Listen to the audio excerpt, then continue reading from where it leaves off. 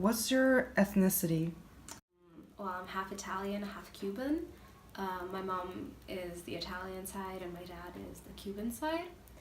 I mostly identify myself with being Italian, so if anybody asks me, yeah, I'm Italian.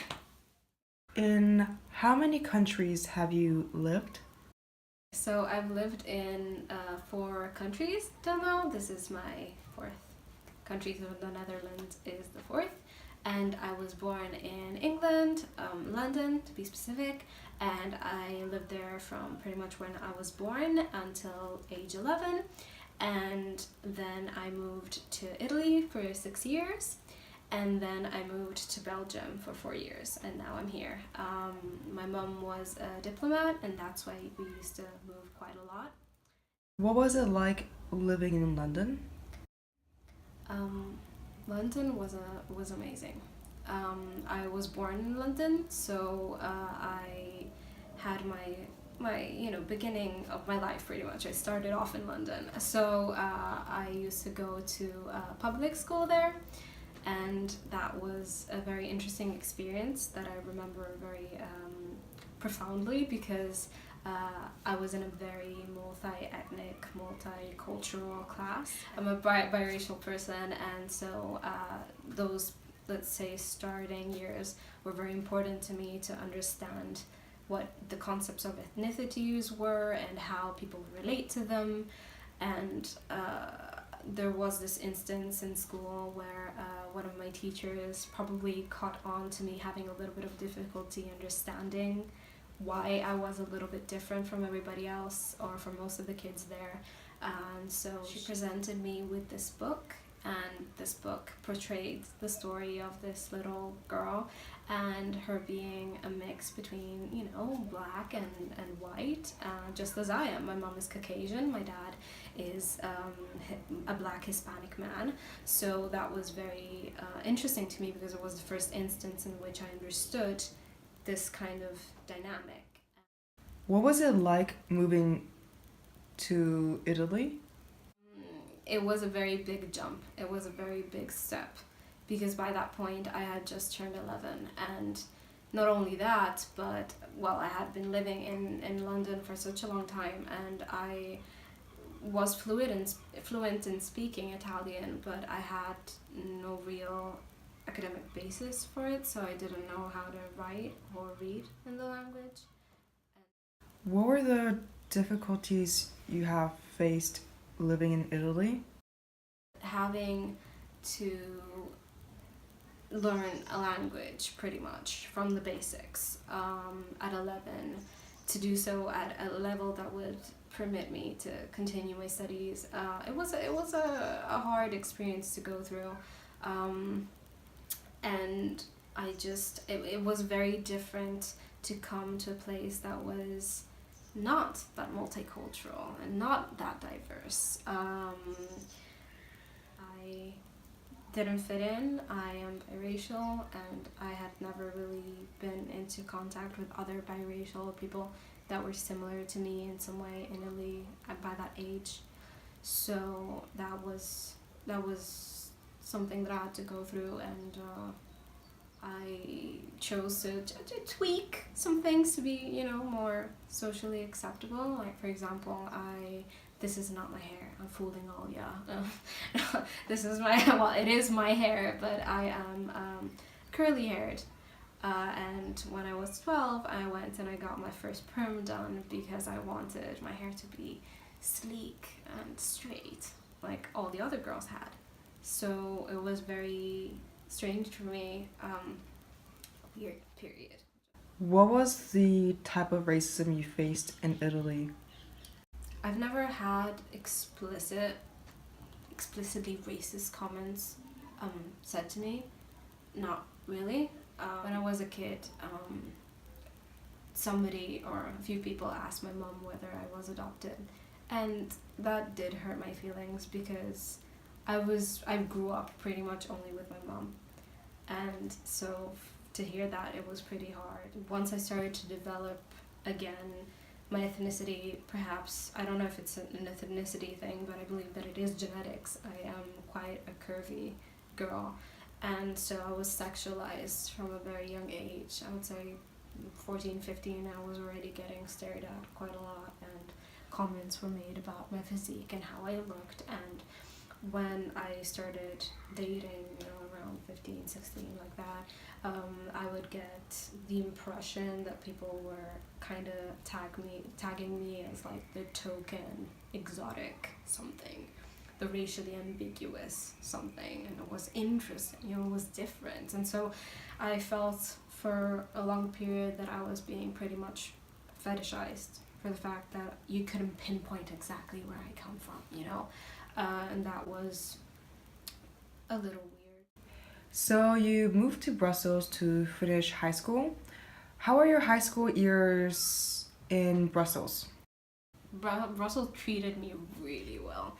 I loved going to high school at the European school. I had an amazing experience doing that.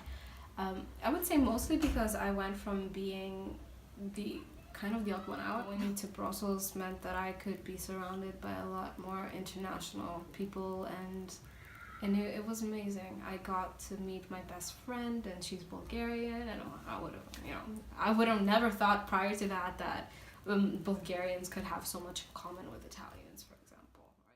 When and why did you move to the Netherlands?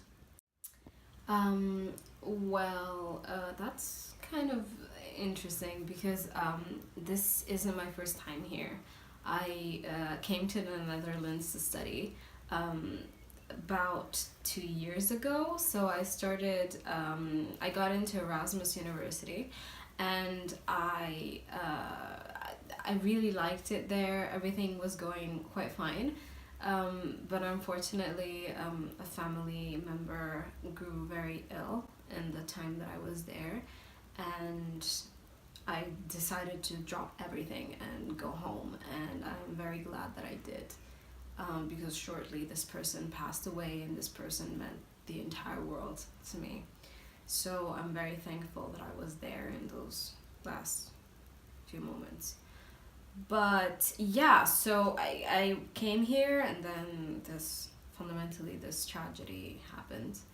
And then as soon as I managed to pick up those few remaining pieces of my life, I thought, hey, so what was your intention before all of this happened and your entire life changed? I wanted to come here. I had previously gotten into university, college here, so I thought, well, I already got in once, I can try again. And so I did, and I got accepted, and now I'm here. What do you think about the Netherlands? I really like the Netherlands. I am deeply grateful to the Netherlands for giving me this opportunity. I think this is a wonderful place for people to study and potentially to live, so I really appreciate most of what the Netherlands has to offer, because it has a lot to offer. Regarding this last point, I would like to mention something that I don't think is really talked about enough. At Leiden University, or at least in our course, we're very international. There's so many people that come from so many different places, and it's amazing. I feel so grateful and humbled by the fact that I can get to know so many people that have so many different backgrounds. It's honestly amazing.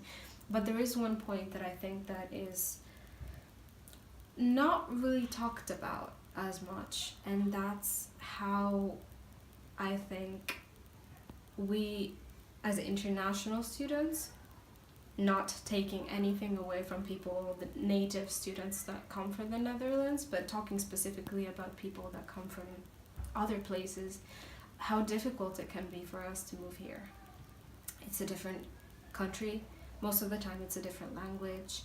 So I am lucky because I'm Italian. If I want to go home, it's like 2 hours flight. It's not that big of a deal, but people come from Singapore.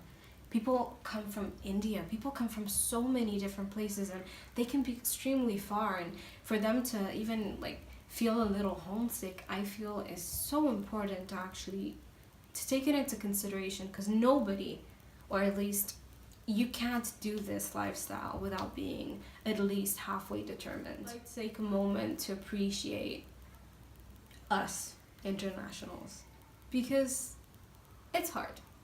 And I think we're very hard on ourselves. We're always talking, oh, we failed this, we failed that, I feel bad because, I didn't get into honors. It doesn't matter, because you're here and you're doing this.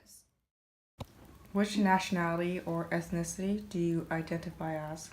So my passport says I'm Italian, and I do identify as Italian because my mother is Italian, and I spent most of my life, if not all of it, living with my mother. Unfortunately, I don't have the most ideal family situation from the get-go, so my father hasn't really been there for a lot of my life, and thus I do identify a lot more with my Italian side, simply because I'm Italian.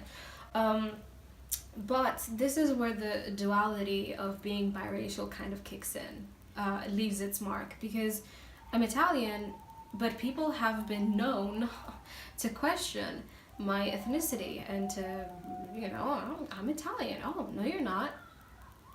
Excuse me? Yeah, I am.